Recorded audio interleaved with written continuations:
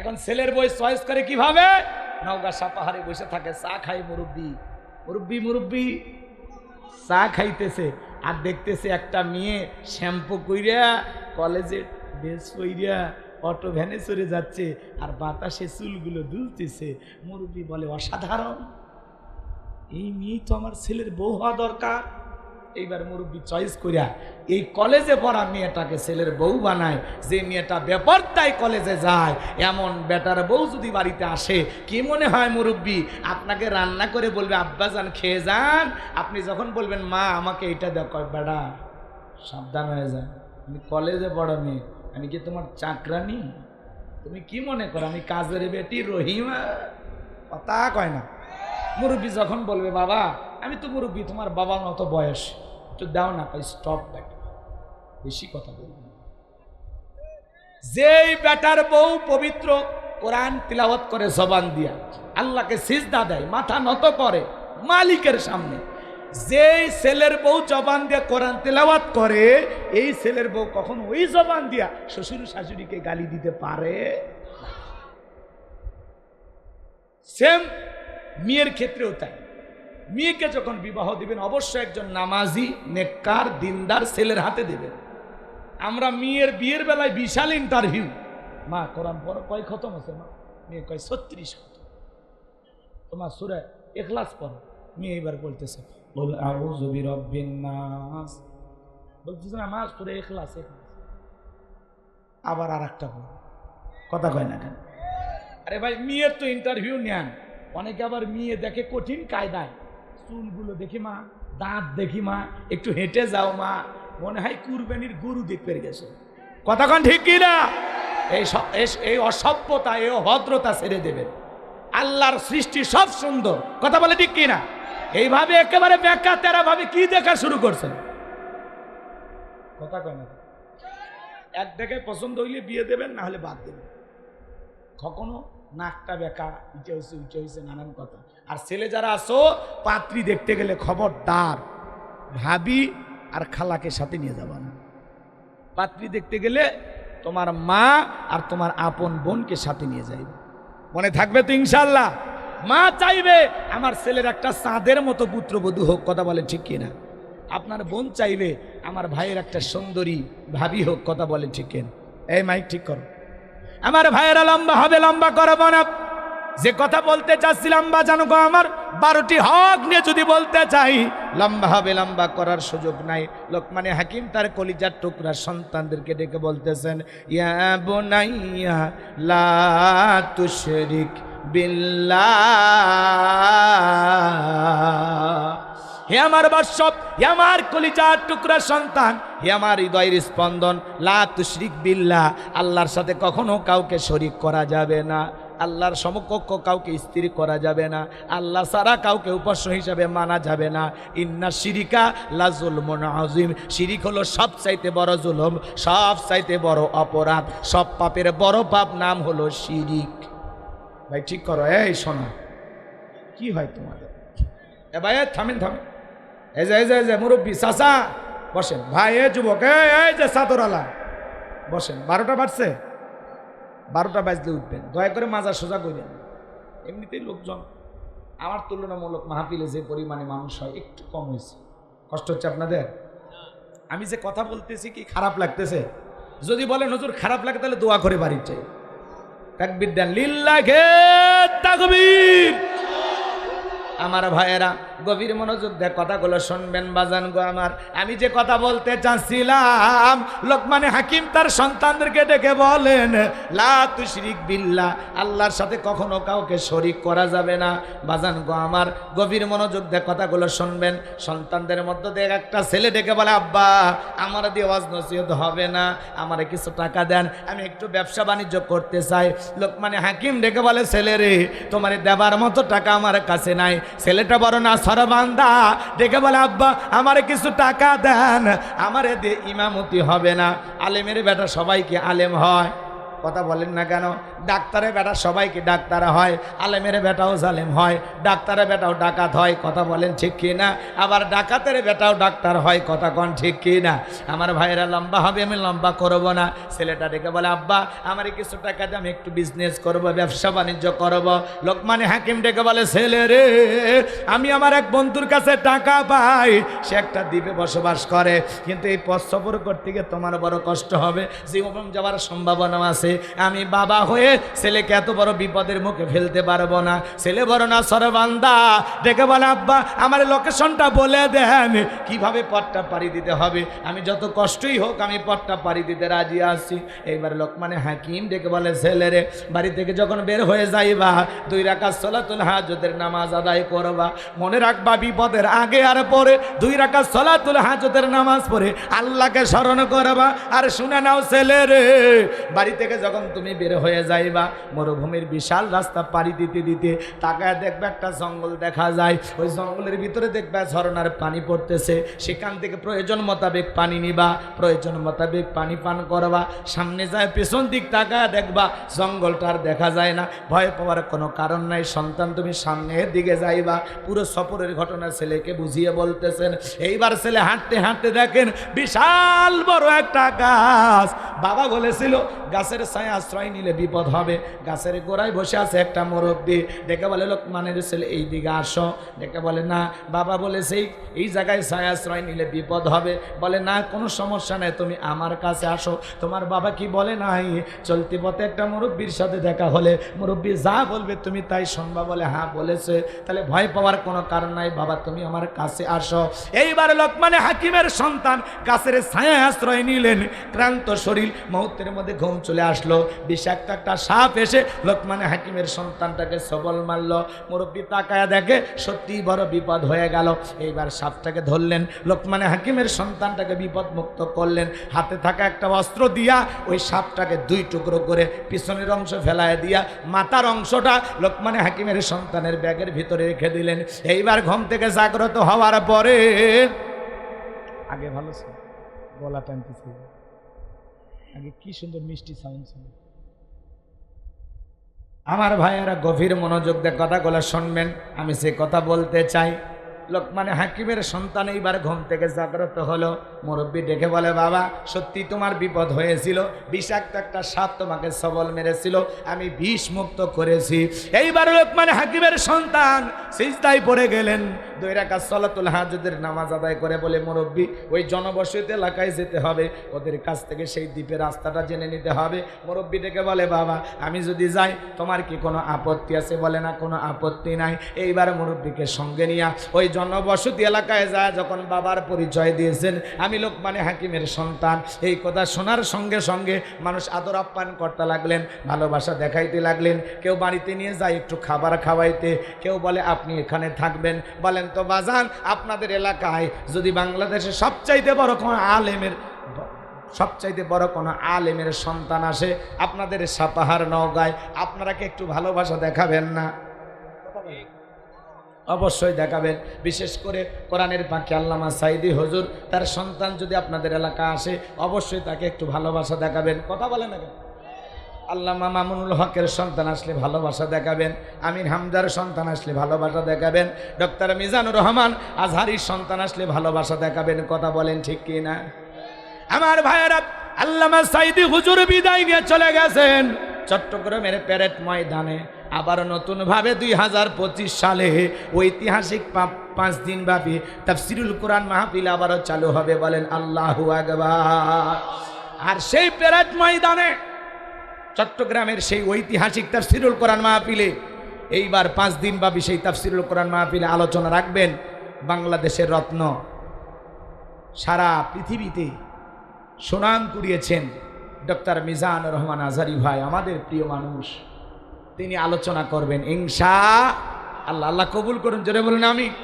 এই মাহফিলে ডক্টর মিজানুর রহমান আজহারি ভাই কথা বলবেন। আমরা মনে করি আল্লামা সাইদি হুজুরের অপূর্ণতা পূরণ করার ক্ষমতা কারো নাই, তার রেখে যাওয়া ময়দানে কথা বলার যোগ্যতা আমাদের নাই। কথা বলে ঠিক না? কিন্তু তিনি চলে গেছেন, তার এই ময়দানে আবারও নতুনভাবে আবারও ঐতিহাসিক সেই 5 দিন ব্যাপী তাফসীরুল কোরআন মাহফিল চালু হোক। আপনারা চান তো ইনশাল্লাহ? একটা সোশ্যাল মিডিয়াতে একটা পোস্টার ঘুরতেছে, সেখানে আমরা নাম দেখলাম প্রধান উপদেষ্টা মানে ধর্ম উপদেষ্টা যার নাম আফম খালেদ হোসেন, তাকে অতিথি রাখা হয়েছে। এছাড়াও অসংখ্য ওলামায়ে কেরাম আছেন। পাশাপাশি আমরা দেখলাম যারা তাফসীর পেশ করবেন তাদের মধ্যে প্রথমে ডক্টর মিজানুর রহমান আজহারী ভাইয়ের নাম আছে, আল্লাহু আকবার বলেন। এরপরে আমরা দেখলাম আমাদের বাংলাদেশের মাজদুমা আলেমী দ্বীন আমাদের প্রিয় ভাই মুফতি আমির হামজা ভাইয়ের নাম আছে, আল্লাহু আকবার বলেন। এরপরে মাওলানা কামরুল ইসলাম সাইদ আনসারী হুজুরের নাম দেখলাম। এরপরে আমাদের বগুড়ার প্রিয় ভাই হযরত মাওলানা আব্দুল আলামিন সাহেবের নামও দেখলাম, যার কণ্ঠে আমরা কোরআনের পাখির সুর শুনতে পাই। কথা বলে ঠিক কিনা? তাদের মাধ্যমে আবার নতুন করি ঐতিহাসিক সেই 5 দিন ব্যাপী চট্টগ্রামের সেই ময়দানে আবারও তাফসীর মাহফিল শুরু হবে। আপনারা এতে খুশি না বেজা? আল্লাহ এই জমিনকে কোরআনের জন্য কবুল করুন, জোরে বলুন আমিন। হেরে গেছে ওদের হিংসা, জিতে গেছে আমাদের ভালোবাসা। কথা বলেন ঠিক কিনা? ওরা অনেক ষড়যন্ত্র করেছিল এই জমিনকে, এই জমিন থেকে ইসলাম আর মুসলমানকে বিদায় করে দেওয়ার জন্য। কথা বলেন ঠিক কিনা? মনে রাখবেন, বাঘের পেট থেকে বাঘেরই বাচ্চা হয়, বিড়ালের বাচ্চা হয় না। সিংহের পেট থেকে সিংহেরই বাচ্চা হয়, বানরের বাচ্চা হয় না। যারা কোরআনের ময়দানে কথা বলবে তারা আল্লাহ ছাড়া দুনিয়ার কাউকে ভয় করে না। কথা বলে ঠিক কিনা? এক জায়গায় কোরআনের মাহফিল বন্ধ করে দেবেন, আল্লাহ 10 জায়গায় চালু করে দেবে। কোরআনের সুইচ আল্লাহর হাতে। কোরআন বন্ধ করার ষড়যন্ত্র করবে যারা, পরাজিত হবে তারা। আমার ভাইয়েরা গভীর মনোযোগ দিয়ে শুনে যান। কষ্ট হয় নাকি আপনাদের? মন খারাপ করবেন না বাজান গো আমার। এইবার লোকমানে হাকিমের সন্তানের পরিচয় পাওয়ার পরে সবাই মহব্বত করতে লাগলেন, ভালোবাসা দেখাইতে লাগলেন। শুধু তাই নয়, ওই এলাকায় একটা সুন্দরী মহিলা ছিল, দেখতে অপরূপা সুন্দরী। আমার ভাইয়েরা সবাই দেখে বলে, বাবা তুমি বিয়ে করো আর না করো, পাত্রীটা একবার দেখো। সবাই যখন অনুরোধ করল, লোকমানে হাকিমের সন্তান এইবার সেই বিশ্ব সুন্দরী মেয়েটাকে দেখতে গেলেন। মেয়েটা দেখতে এতটা অপরূপ সুন্দরী, সেই সময়ের বিশ্ব সুন্দরী বললে ভুল হবে না। মেয়েটার দিকে একবার তাকায়া লোকমানে হাকিমের ছেলে মনে মনে ভাবে, বউ যদি বানানো যায় অসুন্দর হবে না, বিয়ে তো একদিন করাই লাগবে, বউ হলে এরকম বউ দরকার। পছন্দ হয়ে গেছে মনে মনে। এইবারে সবাই দেখে বলে, বাবা তোমার কাছে আমরা কোনো কিছু গোপন করব না, তবে শোনো, এই মেয়েটার এর আগে 1 নয় 2 নয় 10টা ছেলের সাথে বিয়ে হয়েছিল। প্রত্যেকটা স্বামী বাসর ঘরে মারা গেছে, একটা স্বামীও জীবিত বাসর ঘর থেকে বের হয় নাই। মেয়েটা দেখতে সুন্দরী কিন্তু ভয়ঙ্কর সুন্দরী। এইবার তুমি চিন্তা করো বিয়ে করবা কি না। কয়বার বিয়ে হয়েছে? একটা স্বামী বেঁচে নাই। এইবার লোকমানে হাকিমের সন্তান বিয়ে করতে চায়। ঘটনাটা কি একটু বলবো? কষ্ট হবে না আপনাদের? কারা কারা শুনতে রাজি 2 হাত তুলে মালিককে দেখান। লিল্লাহে তাকবীর। লোকমানে হাকিম তার কলিজার টুকরা সন্তানদেরকে ডেকে বলেন, ইয়া বুনাইয়া লা তুশরিক বিল্লাহ। হে আমার বৎস, হে আমার কলিজার টুকরা সন্তান, লা তুশরিক বিল্লাহ, আল্লাহর সাথে কখনো কাউকে শরীক করা যাবে না। আল্লাহর সমকক্ষ কাউকে স্থির করা যাবে না। বলেন তো আল্লাহর চাইতে বড় দুনিয়ার জমিন আর কেউ আছে? ওয়ালাম ইয়াকুল্লাহু কুফুয়ান আহাদ। আকাশ আর জমিনে আল্লাহর সমকক্ষ, আল্লাহর সমতুল্য কেউ নাই। এই জন্য লোকমানে হাকিম তার ছেলেদেরকে বলতেছে, বাবা লা তুশরিক বিল্লাহ, আল্লাহর সাথে কখনো কাউকে শরীক করবা না। ইন্না শিরিকা লা যুলমুন আযীম, শিরিক হলো সবচাইতে বড় জুলুম, সবচাইতে বড় অপরাধ। আমার ভাইয়েরা, বড় শিরিকগুলোকে শিরিকে আকবর বলা হয়, ছোট শিরিকগুলোকে শিরিকে আসগর বলা হয়। শিরিক মোট 42 প্রকার, এগুলোকে ভেঙে আবার 72 প্রকার হয়। বলতে গেলে লম্বা হবে, এত বলার সময় নাই। আমাদের সমাজেও শিরিক আছে না নাই? জোরে বলেন বাজান, আছে না নাই? মাজারে সিজদা দেওয়া কি শিরিক? কথা বলেন। আল্লাহ ছাড়া এই মাথা দুনিয়ার কারো কাছে নত করা যাবে? সিজদা পাওয়ার একমাত্র মালিক কে? ইয়্যাকা না'বুদু ওয়া ইয়্যাকা নাস্তাঈন। তোমার ইবাদত করি, তোমার গোলামি করি, সাহায্য তোমার কাছে চাই। যদি কিছু চাওয়া লাগে মাজারের পীর সাহেবের কাছে না, সিজদা মাজারে দিয়া না, মসজিদে সিজদা দিয়ে আল্লাহর কাছে চাইতে হবে। কথা বলে ঠিক কিনা? মুসলমানের সম্পর্ক মাজারের সাথে না, মুসলমানের সম্পর্ক হবে মসজিদের সাথে। এই জন্য মনে রাখবেন, এই মাথা আল্লাহ ছাড়া দুনিয়ার কোনো মাজারে নত করা যাবে না, কোনো পীরের পায়ে নত করা যাবে না, কোনো নেতার কাছে নত করা যাবে না। এই মাথা একমাত্র নত হবে আল্লাহ তাআলার কুদরতি কদমে। কথা বলেন ঠিক কিনা? তাহলে মাজারে সিজদা দেওয়া শিরিক, কথা বোঝা গেল? এরপরে এদিক খেয়াল করেন, আমাদের সমাজে প্রচলিত অনেক শিরিক আছে, আমরা টেরি পাই না। দেখবেন ট্রাকের পিছনে সেরা স্যান্ডেল ঝুলানো, কেন? দুর্ঘটনার হাত থেকে বাঁচার জন্য। ভরসা কি সেরা স্যান্ডেলের ওপরে নাকি কার ওপর? জোরে বলেন না ভাই, কার ওপর? এরপরে কিছু মানুষ দেখবেন মাজার দিকে গাড়ি ব্রেক করিয়া স্টিয়ারিংয়ের ওপর হাত রেখে চুমা খায়। কি হয়েছে ভাই, ব্রেক করলেন কেন? কয় হুজুর বিরাট বড় আল্লাহর ওলি শুয়ে আছে, যদি গাড়ি স্পিরিটে জোরে নিয়ে যায় দুর্ঘটনা আমরা মারা যাব। কোন আল্লাহওয়ালার মাজারের সামনে দিয়ে গাড়ি গেলে যদি দুর্ঘটনা ঘটে, ওখানে কি আল্লাহওয়ালা সাহিত্য আছে? কথা বলেন না, এগুলো ধারণা করা শিরিক। কথা বলেন ঠিক কি না? এরপরে শোনেন, টিয়া পাখির কাছে যা ভাগ্য গণনা করে, কথা বলেন না, কবিরাজের কাছে যা ভাগ্য গণনা করে, আছে না নাই? আমার এলাকার এক কবিরাজ শনিবার আর মঙ্গলবার করে মানুষকে বুঝ দেয়। কথা কর না, বুঝ দেওয়া বোঝেন তো? ওই কবিরাজের ভান ধরে বসে থাকে, তোমার স্বামী দেখতে পারে না, বালিশের নিচে তাবিজ, পুকুর ঘাটে তাবিজ আছে, তোমার স্বামী তোমাকে বাদ দিয়ে আর একটা মেয়ের সাথে সম্পর্ক আছে, দিছে আগুন লাগাইয়া। কথা কয় না, মেয়ে মানুষ সব সহ্য করে, কিন্তু আর একটা মেয়েকে সহ্য করতে পারে না। কথা বলেন ঠিক কিনা? এইবার বাজান গো, আমার আগুন লেগে গেছে বাড়িতে, সেই এমন ঝগড়া স্বামীর সাথে, মানে লঙ্গি খুলে ফেলে দিল। স্বামী তখন বলতেছে, তোর পা ধরিয়ে বলি, খালি কবিরাজের ঠিকানাটাতে জীবনে কোনোদিন ঝগড়া লাগবে না। কথাকে বুঝতে পারছেন? আমার ভাইয়েরা, মেয়ে মানুষ স্বামীর কথা বিশ্বাস করে কবিরাজের ঠিকানা দিয়া দিয়েছে। এইবার এই ছেলেটা কবিরাজের কাছে হাত দেখায়, বলে দেখেন আমার ভাগ্যে কি আছে। এইবার কবিরাজ দেখতেছি 1-2 মিনিট পার হওয়ার পরে ওই হাত দিয়ে কবিরাজকে মারছে একটা ঠাস করে থাপ্পড়, এমন একটা সর লাগায়া দিয়েছে বাজার। কবিরাজ সর খায় বলতেছে, বাবা আমারে থাপ্পড় মারার কারণ? বলে মানুষের ভাগ্য গণনা করে নানান কিছু বলে দিতে পারো, পুকুরে তাবিজ আছে, বালিশের নিচে তাবিজ আছে, এ আছে ও আছে, আর নিজের ভাগ্যে 2 মিনিট পরে একটা থাপ্পড় আছে বলতে পারো না। ভণ্ডামি বাদ দাও, ভালো হয়ে যা। এরপরে যদি আর কারো হাত দেখতে দেখি তোর খবর আছে। কথা কন ঠিক কিনা?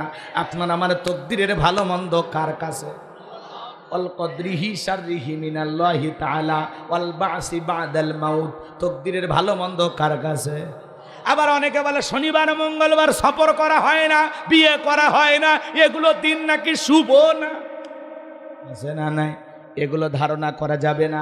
আবার সন্ধ্যার পরে শ্রমিক কাজ করেছে, টাকা দিতে চায় না, সন্ধ্যার পরে ধনী যদি টাকা দেয় সে নাকি গরিব হয়ে যায়, এগুলো ধারণা করা শিরিক। কথা বলে না। এরপরে হাত চুলকাইলে নাকি টাকা আসে, হাত চুলকালে টাকা আসে, ভালো কথা। ছেলেটারে বাঁধেন, 2 হাত খুলে রাখেন, 3 দিন ধরে চুলকা চামড়া উঠে যাবে, তারপরে টাকা আসবে না। কথা বলেন ঠিক কি না? এগুলো ধারণা করা যাবে না। আবার পা চুলকাইলে নাকি বেড়ানোর কথা মনে হয়। আবার কেউ যদি চুল আশ্রায়, হাত থেকে যদি চিরুনিটা পড়ে যায়, বাড়িতে নাকি মেহমান আসে, এরকম মা বোনের ধারণা আছে না নাই? যে মা বোনের চিরুনি হাত থেকে পড়ে যায়, বাড়িতে যেহেতু মেহমান আসবে, যান রান্না শুরু করে দেন, কেউ না আসলে পরে আমরা খাবো। এগুলো পাগলামি সমাজে আসে না নাই? জোরে বলেন বাজান, আসে না নাই? আরো কত কত কথা আছে বাজান। যমজ কলা খাইলে নাকি যমজ বাচ্চা হয়, ভালো। যমজ কলা খাইলে যদি যমজ বাচ্চা হয়, 2 বারের কষ্ট 1 বারে হলো, মাঝখানে সিজারের টাকাটা বেঁচে গেল। কথা কোন ঠিক কিনা? কত মহিলার বাচ্চা হয় না, বাজারে সব যমজ কলা খাওয়ায় দেন, তারপরে 2-1টা যদি হয়। আর অনেক পুরুষ মানুষও তো যমজ কলা খায়, কই আজ পর্যন্ত কোনো পুরুষের তো বাচ্চা হলো না, হবে কেমনে? আল্লাহ তো মেশিন পত্রই দেয় না। কথা কোন ঠিক কিনা? এগুলো ধারণা করা যাবে না বাজান। নতুন ছেলের বউ চা বানাইতে গিয়ে কাপটা পরে ভাঙ্গে গেছে, তখন বলে অলক্ষণে বউ আসছে। প্রথম দিনে সংসারে জিনিস ভাঙা শুরু করছে, এই অলক্ষণ কুলক্ষণ বলে ইসলামে কোনো কিছু নাই। ছোট্ট বাচ্চারা কপালে কালো টিপ দেয় কেন? বলে বদ নজর থেকে বাঁচার জন্য। কালো টিপের এত পাওয়ার, কথা কোন ঠিক কিনা? যদি জিজ্ঞাসা করা হয়, বউ কালো টিপ কেন দিলা? আমি জানি না, তোমার শাশুড়ি জানে। যদি জিজ্ঞাসা করা, আম্মা কালো টিপ যে বাচ্চাকে দেওয়া লাগে এটা আপনি শিখলেন কোথায়? কয় আমি জানি না, তোমার নানি জানে। এইরকম ধরতে ধরতে খালি এই ফতুয়া নানি পর্যন্ত পৌঁছা যাবে, কিন্তু আসলে ওটা দিলে লাভ কি না দিলে ক্ষতি কি কেউ বের করতে পারবে না। কথা কোন না, এগুলো ধারণা করাও কি শিরিক। কথা বলে না, অনেক শিরিক আছে সমাজে, অনেক শিরিক আছে বাজান। কয়টা কথা বলবো, এত বলার সময় তো আমার হাতে নাই। এদিক খেয়াল করেন, আল্লাহ রাব্বুল আলামিন বলেন, আমি লোকমানে হাকিমকে হিকমত দিয়েছিলাম, ইলম দিয়েছিলাম, জ্ঞান দিয়েছিলাম। বলেন তো বাজান, লোকমানে হাকিমকে জ্ঞান দান করেছিলেন কে? আরো জোরে বলেন কে? আল্লাহ রাব্বুল আলামিন বলেন, ওয়ালাকাদ আতাইনা দাউদা সুলাইমানা ইলমা। আমি পয়গাম্বার দাউদ এবং সুলাইমানকে ইলম দিয়েছিলাম, জ্ঞান দিয়েছিলাম। তাহলে নবী রাসূলদেরকেও ইলম আর জ্ঞান দান করেন কে? আপনাকে আমাকে ইলম আর জ্ঞান দেওয়ার মালিক কে? লোকমানে হাকিমকেও ইলম আর জ্ঞান দিয়েছিলেন তিনি কে? এই জন্য আল্লাহ রাব্বুল আলামিন বলেন, ওয়ালাকাদ আতাইনা লুকমানাল হিকমাতা আনিশকুরু লিল্লাহ। আমি লোকমানে হাকিমকে হিকমত দিয়েছিলাম, ইলম দিয়েছিলাম, জ্ঞান দিয়েছিলাম এবং বলেছিলাম, লোকমান তুমি আমার শুকরিয়া আদায় করো। লোকমানে হাকিম শুকরিয়া আদায় করেছিলেন কার? আমি আগেই বলেছি বাজান গো আমার, লোকমানে হাকিমের পূর্ণাঙ্গ জীবনে যদি আমি আপনাদের সামনে তুলে ধরি, 2-3 ঘন্টা আলোচনা করে শেষ করা যাবে না। এই লোকমানে হাকিম ছিল একজন কৃতদাস রাখাল, মানুষের বাড়িতে ছাগল চরানোর কাজ করতেন। সেই মানুষটার নাম কোরআনে দিয়েছেন তিনি কে? চেহারাটা ছিল কালো, ঠোঁটগুলো ছিল মোটা, খাটো একটা মানুষ ছিলেন, খুব বেশি লম্বা ছিলেন না। একজন বোঝেন তো, খাটো মানুষ মানে বোঝেন তো, ব্যাটে ব্যাটে না, এরকম একজন মানুষ, চেহারাও কালো, ঠোঁটগুলো মোটা, আবার রাখাল, মানুষের বাড়িতে ছাগল চরানোর কাজ করতেন। এমন একজন মানুষ, চেহারা কালো, অন্তর ছিল ভালো, তার জবানের কথাগুলো আল্লাহর কাছে পছন্দ হলো। আল্লাহ তার নামে একটি সূরা নাজিল করলো, বলুন আল্লাহু আকবার। তাহলে এই জমিনের বান্দা যে কথাগুলো বলেছে, এগুলো কি সাধারণ কথা নাকি অসাধারণ কথা? এই বান্দা কি সাধারণ বান্দা নাকি অসাধারণ বান্দা? বান্দা কি কম দামি না বেশি দামি? কথা ভালো করে বুঝেন। চেহারা কালো দেখিয়া তাকে যে মূল্যায়ন করবেন না, এমনটা না। আপনার চেহারা সুন্দর হতে পারে, কিন্তু আপনার ভিতরে ঈমান আমল ঠিক নেই। আপনার সৌন্দর্য যদি আল্লাহর কোনো দাম আছে? লোকটা ইতিম, অসহায়, মিসকিন, ফকির, দরিদ্র, কিন্তু খুব আল্লাহওয়ালা, মালিকের সাথে সম্পর্কটা খুবই ভালো। হতে পারে দরিদ্র, কিন্তু মালিকের সাথে সম্পর্কটা কি খুবই ভালো। এই জন্য ভাইয়ের আমার, আল্লাহ আপনার রং দেখা, ধন দেখা আল্লাহর সাথে মহাব্বত হবেন। চেহারার সুন্দর যদি আল্লাহর সাথে মহাব্বত হবেন, একটু দিল দিয়ে কথাগুলো বুঝবেন, প্রত্যেকটা পয়েন্টে মজা পাবেন ইনশাআল্লাহ। একটু অপেক্ষা করেন। যুবক যারা আসো, নিরাশ হয়েন, তোমাদের জন্য স্পেশাল কিছু আলোচনা আমার মাথার মেমোরিতে সেভ করা আছে, সময় মতো ডাউনলোড দিয়ে শোনায় দেব। মা বোন যারা বসে আছেন, মা আপনারা অপেক্ষা করেন, আপনাদের জন্য স্পেশাল কিছু আলোচনা হওয়ার দরকার আছে না নাই? একটু অপেক্ষা করেন, শুধু শুরু করতে দেন। আমার ভাইয়েরা, আল্লাহ রাব্বুল আলামিন বলেন, ওয়ালাকাদ আতাইনা লুকমানাল হিকমাতা আনিশকুরু লিল্লাহ। আমি আল্লাহ রাব্বুল আলামিন লোকমানে হাকিমকে ইলম দিয়েছিলাম, জ্ঞান দিয়েছিলাম এবং বলেছিলাম, লোকমান তুমি আমার শুকরিয়া আদায় করো। লোকমানে হাকিম শুকরিয়া আদায় করার কারণে সম্মান কমেছে না বেড়েছে? জোরে বলেন।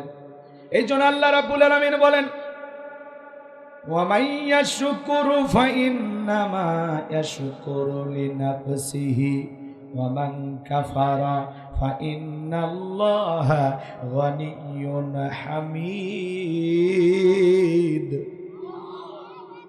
আল্লাহ বলেন, যারা শুকরিয়া আদায় করে সে তার নিজের জন্যই লাভ। যে শুকরিয়া আদায় করে সে তার নিজের জন্যই কি করলো? শুকরিয়া আদায় করলো। ভালো করে বুঝবেন, আপনি শুকরিয়া আদায় করলে আপনার লাভ, আমার আল্লাহর কোনো লাভ নাই। আর আপনি শুকরিয়া আদায় না করলে আমার আল্লাহর কোনো লস নেই। এই জন্য আল্লাহ তাআলা বলতেছেন, এদিক খেয়াল করেন, লোকমানে হাকিম আমি আল্লাহ তাআলার শুকরিয়া আদায় করেছি। আর যারা শুকরিয়া আদায় করে সে তার নিজের জন্যই কি করলো, শুকরিয়া আদায় করলো। আর যারা শুকরিয়া আদায় করে না তাদের জেনে রাখা উচিত আমি আল্লাহ অমুখাপেক্ষী, আমি আল্লাহ নিজেই প্রশংসিত। আপনি প্রশংসা আদায় করলেও আমার আল্লাহ আল্লাহ, আপনি না প্রশংসা আদায় করলেও আমার আল্লাহ আল্লাহ। তামাম পৃথিবীর মানুষগুলো যদি এক জায়গায় ঐক্যবদ্ধ হয়ে আল্লাহকে আল্লাহ বলে ডাক দেয়, আমার আল্লাহর সম্মান মর্যাদা বাড়ে না। আবার তামাম পৃথিবীর মানুষ যদি ঐক্যবদ্ধ হয়ে আল্লাহকে আল্লাহ ডাকা বন্ধ করে দেয়, এতে আমার আল্লাহর সম্মান মর্যাদা কমে না। আপনি ডাকলেও আমার আল্লাহ আল্লাহ, না ডাকলেও আমার আল্লাহ আল্লাহ।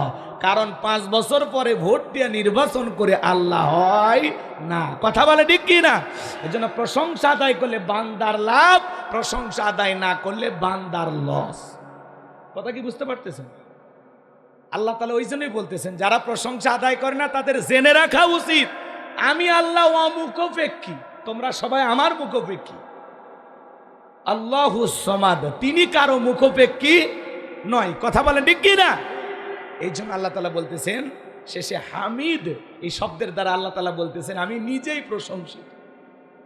আমার প্রশংসা আদায় করার জন্য তোমাদের দরকার নেই, আমি আল্লাহ নিজেই প্রশংসিত। সুবহানাল্লাহ। কষ্ট হচ্ছে আপনাদের? তাহলে আল্লাহকে ডাকলে কার লাভ? আবার কয় আল্লাহ আল্লাহ বলেন। আল্লাহর প্রশংসা আদায় করলে কার লাভ? আমার লাভ। প্রশংসা আদায় না করলে কার লস? লা ইন শাকারতুম লাযিদান্নাকুম ওয়া লা ইন কাফারতুম ইন্না আযাবি লাশাদীদ। নিয়ামত পাওয়ার পরে যারা শুকরিয়া আদায় করে আমি আল্লাহ পাক তাদের নিয়ামতগুলোকে বাড়ায় দেই। সুবহানাল্লাহ বলে। আর যারা নিয়ামত পাওয়ার পরে না শুকরিয়া আদায় করে আমি আল্লাহ রাব্বুল আলামিন তাদের নিয়ামতগুলোকে ছেনায় নেই, আর তাদের জন্য রয়েছে কঠোর আযাব, শাস্তির ব্যবস্থা। জোরে কর নাউযুবিল্লাহ। তাহলে প্রশংসা আদায় করলে বান্দার লাভ, আমার আল্লাহর কোনো লাভ নাই। আর প্রশংসা আদায় না করলে বান্দার লস, আমার আল্লাহর কোনো লস নাই। কথা বলেন ঠিক কি না? কেন আল্লাহর প্রশংসা আদায় করবেন না? এই পৃথিবীর জমিনে মায়ের গর্ভ থেকে যখন আপনি আমি দুনিয়াতে আসছিলাম, বলেন তো বাজান শরীরে কোনো কাপড় ছিল? আজকে যে শরীরে কাপড় পরেছেন এটা কার দান, কার অনুগ্রহ? ল্যাংটা করে যে আল্লাহ দুনিয়ায় পাঠাইলেন, এখন আমার শরীরে কাপড় দিয়া ঢাকা। আপনি মায়ের গর্ভ থেকে যখন দুনিয়াতে আসছেন জমির দলিল নিয়ে মনে হয় বের হয়েছিলেন, কয়েক বান্ডিল টাকা সহ বের হয়েছিলেন। এই যে আজকে আপনি লাখ লাখ টাকার মালিক কে দিয়েছে? কয়েক বিঘা জমির মালিক কে দিয়েছে? কেন আল্লাহর প্রশংসা আদায় করবেন না? আপনাকে আমাকে এই যে নিপুণভাবে এত সুন্দরভাবে নিখুঁতভাবে সৃষ্টি করেছেন কে? সে আল্লাহ তাআলা বলেন লাকাদ খলাকনাল ইনসানা ফি আহসানি তাকওয়িম। বান্দারে আমি আল্লাহ রাব্বুল আলামিন বড় আদর করে বড় সুন্দর করে তোমারে সৃষ্টি করেছি। আপনাকে আমাকে যে আল্লাহ তাআলা এত সুন্দর করে সৃষ্টি করলেন, পা থেকে মাথা পর্যন্ত দেহের ভিতরে কোটি কোটি টাকার নিয়ামত যে আল্লাহ পাক দান করেছেন, সে আল্লাহর শুকরিয়া আদায় করার দরকার আছে না? না। কেন আল্লাহর শুকরিয়া আদায় করবেন না? কেন আল্লাহর প্রশংসা আদায় করবেন না?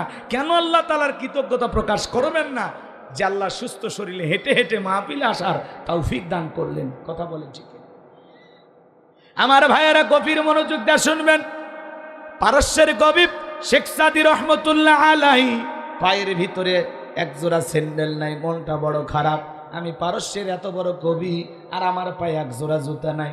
সামনে পথ চলতে চলতে তাকায়া দেখি আল্লাহর এমন একজন বান্দা বসে আছে যার দুইটা পা নাই। চোখের পানি ছেড়ে দিয়ে সিজদায় পড়লেন। আর শেখ সাদী রহমতুল্লাহ আলাইহি ডেকে বলেন আল্লাহ আমার পায়ে জুতা নাই, আমি মন খারাপ করেছি। এই জমিনে তোমার এমনও বান্দা আছে যার দুটা পা নাই, তার চাইতে আমারে তুমি কত ভালো রাখছো। আল্লাহ গো চিরটাকাল যেন তোমার শুকরিয়া আদায় করতে পারি। কেন আল্লাহ তাআলার প্রশংসা আদায় করবেন না? এত সুন্দর হাত, এত সুন্দর পা, এত সুন্দর চোখ যে আল্লাহ তাআলা দিলেন। পৃথিবীর জমিনে তাকায় দেখেন কত মানুষ প্রতিবন্ধী, দুইটা হাত নাই, দুইটা পা নাই, দুইটা চক্ষু নাই। আমি কুড়িগ্রাম জেলা একবার ওয়াজ করতে গেলাম বাজান গো আমার, একসাথে আমরা খাওয়া দাওয়া করতেছিলাম। একজন অন্ধ হাফেজ সাহেব আমার সাথে বক্তা ছিল। হঠাৎ করে বিদ্যুৎটা চলে গেল। আমি তাড়াতাড়ি কমিটির ভাইদেরকে বললাম ভাই আলোর ব্যবস্থা করেন, তাড়াতাড়ি আলোর ব্যবস্থা করেন। আমার ভাইয়েরা, অন্ধ হাফেজ সাহেব আমার হাতটা ধরে ডেকে বলে, হুজুর আমার বয়স 52 বছর, 52 বছর ধরে আমার চোখে কোনো আলো নাই, বিদ্যুৎ নাই। ও হুজুর, যে মা আমাকে জন্ম দিয়েছে, মাটা দেখতে কেমন আমি জানি না, বাবাটা দেখতে কেমন আমি জানি না। হুজুর আমি বিয়ে করেছি, বউটা দেখতে ফর্সা না কালা আমি জানি না। আল্লাহ আমাকে অনেকগুলো সন্তান দিয়েছেন, ছেলেগুলোর চেহারা কেমন আমি জানি না, মেয়েগুলোর চেহারা কেমন জানি না। আল্লাহর আসমানটা দেখতে কেমন হুজুর আমি জানি না, জমিনটা দেখতে কেমন জানি না, আমার চেহারাটা ফর্সা না কালো আমি জানি না। আল্লাহ আমারে অন্ধ বানাইছে হুজুর, বিশ্বাস করেন মালিকের ওপরে আমার কোনো মন খারাপ নাই যে আল্লাহ পাক আমারে অন্ধ বানাইছে। আমি আল্লাহ পাকের কাছে বারবার বলি, আল্লাহ যেদিন তুমি চোখের আলো কিয়ামতের ময়দানে ফিরাইয়া দিবা, সেই দিন যেন আমি আমার চোখের আলো ফিরে পাওয়ার পরে সর্বপ্রথম এই চোখ দিয়া তুমি মালিককে দেখতে পাও। একজন অন্ধ ব্যক্তির সান্ত্বনাটা কোথায়? কি ইমাম বলে, যেদিন আমি চোখের আলো ফিরে পাবো সেদিন যেন সর্বপ্রথম আমি আমার মালিক, আমি আমার আল্লাহকে দেখতে পাই। আল্লাহু আকবার। আমার ভাইয়েরা, এই জন্য আপনাদের উদ্দেশ্যে বলে যেতে চাই, প্রত্যেকটা পয়েন্ট আকারে কথা বলতে গেলে অনেক সময় লাগবে। আপনার একটা ঘর আছে, এই দুনিয়ার জমিনে এমন মানুষ আছে কোনো ঘর নাই, কাগজের তৈরি করা ঘরে ঘুমায়। আমরা যাদেরকে বলি যাযাবর, রেল স্টেশনে যা দেখেন কত মানুষ মাথার তলে ইট দিয়ে ঘুমাইতেছে, শরীরে দেওয়ার মতো একটা কম্বল নাই। আপনার একটা ঘর আছে, ঘুমানোর একটা খাট আছে, মাথার তলে দেয়া বালিশ আছে, ওই রেল স্টেশনে শুয়ে থাকা মানুষের চাইতে কি আল্লাহ আপনাকে ভালো রাখে নাই? কথা বলে না, তাহলে প্রশংসা করবেন কার? সুখে থাকি দুঃখে থাকি সর্বাবস্থায় প্রশংসা হবে কার? আপনার সাপাহার বাজারে ছোট একটা দোকান আছে, আপনি আলহামদুলিল্লাহ বলেন। ওই জায়গায় দোকান দেওয়ার জন্য অনেক মানুষ স্বপ্ন দেখে। আপনি একটা রিক্সা চালক, ভ্যান চালক, আলহামদুলিল্লাহ আল্লাহ যে আমার শরীরটা সুস্থ রাখছে, এই সুস্থতা হলো আল্লাহর দেয়া সবচাইতে বড় নিয়ামত। সুবহানাল্লাহ। অসুস্থ হলে টের পাওয়া যায় সুস্থতা কত বড় নিয়ামত। যখন অসুস্থ হয় কোঁতে আর আল্লাহ ডাক দেয়, আল্লাহ আল্লাহ আমার কে হলো, আল্লাহ আমি তো ভালোই আছিলাম, আরে বাম দিক থেকে ভ্যানটা এসেছে মোটর সাইকেলে মেরে দিল, বুঝলি? হাসি, এটা কি হাসির জন্যে? যতক্ষণ অসুস্থ থাকে কুত্তে কুত্তে আল্লাহ ডাকে। কথা কন। আল্লাহ তাআলা যখন একটু বান্দাকে সুস্থতা দান করে, এমন ভাব নিয়ে চলে মনে হয় জীবনে অসুস্থই হয়নি। কথা বলেন ঠিক কিনা? আমার জাগিরদার ছিল, যার বাড়িতে আমি খাওয়া দাওয়া করে মাদ্রাসায় পড়তাম। আপনারা কি বলেন? জাগিরদার বোঝেন তাই না? অনেক জায়গায় লজিং মাস্টার বলে। আচ্ছা, এদিক খেয়াল করে তো ওনাকে আমি মাঝে মাঝে কথা হয়। আমি একদিন বললাম, বাবাজি কেমন আছো? তখন বলতেছে আলহামদুলিল্লাহ। আমি বললাম কোনো সমস্যা? সমস্যা যদি থাকে তোমার কাছে বলবো কেন? সমস্যা দিবেন যিনি, সমাধান করেও দিবেন তিনি। সমস্যা দেওয়ার মালিক আল্লাহ, সমাধান করে দেওয়ার মালিক আল্লাহ। আমার যদি কোনো সমস্যা হয় আমি তোমাকে বলতে যাবো কেন? আল্লাহু আকবার বলেন। এটা হলো মুমিনের ইমানের খুবই গুরুত্বপূর্ণ একটা জায়গা, যে আমার জীবনের যে কোনো সমস্যায় পড়ি না কেন আমি আমার মালিককে বলবো। ফেসবুকে পোস্ট দেওয়ার আগে, বন্ধুর কাছে শেয়ার করার আগে আমি আমার মালিককে বলবো। কথা বলেন ঠিক কিনা? কথা কি বোঝেন? রাগ কইরেন না। কেন আল্লাহর প্রশংসা আদায় করবেন? আপনি মালয়েশিয়া প্রবাসী, সৌদি আরব প্রবাসী, আরে ভাই আপনার মতো কত ভাই বিদেশে যাওয়ার জন্য স্বপ্ন দেখে। আপনি যে বিদেশে গেছেন, আপনি যে একজন প্রবাসী, আলহামদুলিল্লাহ। আপনার আমের বাগান আছে, আলহামদুলিল্লাহ বলেন। কথা বলেন না। আপনার আমের খেতে কাজ করে শ্রমিক, তার চাইতে আপনি ভালো না? কথা বলেন না। এই জন্য এই মুহূর্তে হাসপাতালের বেডে অনেক মানুষ শায়িত নাই, তো তার চাইতে আপনি ভালো নাই। এই গ্রামের 2-4 জন অসুস্থ মানুষ নাই, তো তার চাইতে আপনি ভালো নাই। কেন আল্লাহর প্রশংসা আদায় করবেন না? কেন বলেন? আর কোনো কারণ আছে? তাহলে সুখে থাকি দুঃখে থাকি সর্ব অবস্থায় প্রশংসা হবে কার? তাহলে আপনারা সবাই কেমন আছেন? আলহামদুলিল্লাহ। বলেন আপনারা সবাই কেমন আছেন? তাহলে সব সময় জবান দিয়ে প্রশংসা আদায় করব কার? মনে থাকবে তো মুসলমান, আগামীকালকে সাপাহারি কি দেখা হবে? অনেকে বলতে পারেন আমাদের অবস্থাটা কেমন? বলা হলো তোমার শাশুড়ি মারা গেছে, কয় আলহামদুলিল্লাহ। তোমার স্ত্রী গর্ভবতী ছিল, সন্তান জন্ম দিয়েছে, কয় ইন্না লিল্লাহি ওয়া ইন্না ইলাইহি রাজিউন। এক মুরব্বী পেশাবখানায় যা দোয়া পড়তেছে, বিসমিল্লাহি ওয়ালা বারাকাতিল্লাহ। আমি তখন বললাম চাচা তো খানা খাবার দোয়া। তখন বলতেছে বাবা কোন দোয়া যে কোন জায়গায় পড়া আমার মাথা কাজ করে না। তো ভাই আপনারা কেমন আছে? কয় ইনশাল্লাহ ভালো আছে। দিনকাল কেমন যাচ্ছে? কয় ইনশাল্লাহ ভালোই যাচ্ছে। আসলে এগুলো বলার জায়গা, এই জায়গায় কি বলতে হবে? আলহামদুলিল্লাহ। আপনারা সবাই কেমন আছেন? আগামীকালকে কি দেখা হবে ভবিষ্যৎবাণীর জন্য বলতে হয় ইনশাআল্লাহ।